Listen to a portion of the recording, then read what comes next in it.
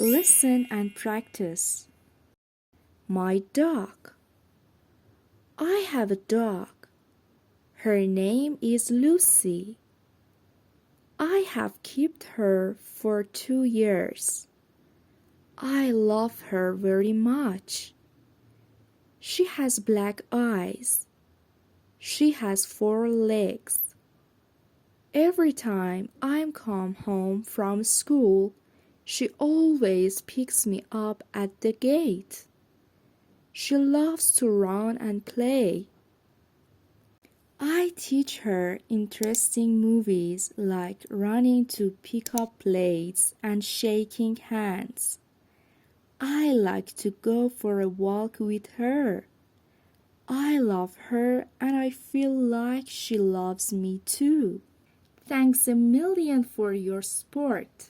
If you could improve your English, please subscribe to the channel and share this video with a friend.